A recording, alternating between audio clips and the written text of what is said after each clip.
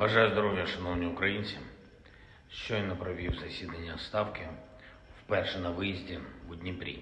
Саме тут, у стратегічному місті центру нашої країни, після відвідин Марганця, Нікополя, Запоріжжя, передових позицій наших воїнів у Запорізькій області, командувачі оперативних напрямків доповіли фактичну ситуацію.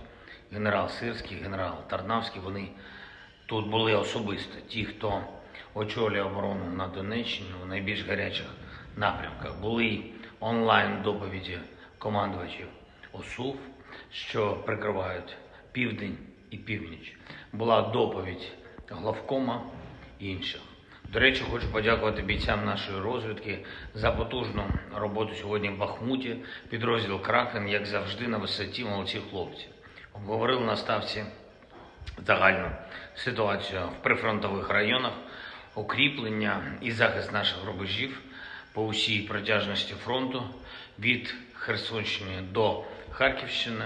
Кожен командувач розуміє, що ворог повинен відповідати за кожен удар по наших містах і селах, по наших людях, за Слов'янськ, за Костянтинівку і Дружківку, за Авдіївку і Торецьк, за увесь біль українців і не лише за час повномасштабної війни, а й за час від 2014 року. Дніпро є нашою фортецею вже понад 9 років. Увесь цей час підтримує фронт і бійців. Саме тут, у Дніпрі, ще від 2014 року тисячам наших воїнів врятувало здоров'я після поранень. Дніпро концентрував роботу волонтерів від перших тижнів агресії в 2014 році. Я дякую тобі, Дніпро.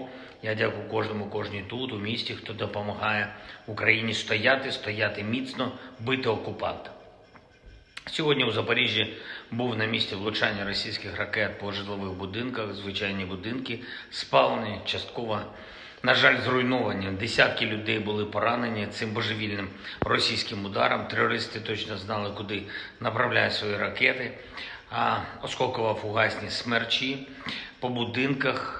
37 людей постраждали, 2 загинули. Мої співчуття тим, хто втратив рідних і близьких. Більше 400 людей звернулись по допомогу, звичайно, і за цей удар Росія відповідатиме. Саме для цього ми по максимуму співпрацюємо з міжнародною юстицією, мобілізуємо світ для створення спецтрибуналу щодо агресії Росії. Все це буде, вироки терористам будуть. Звичайно, допомагаємо тим, хто втратив житло від цього і подібних ударів. Місцева влада, партнери мають ресурс для того, щоб надати людям першочергову допомогу. І я дякую усім, хто швидко і без бюрократії зайвої реалізує відповідні програми.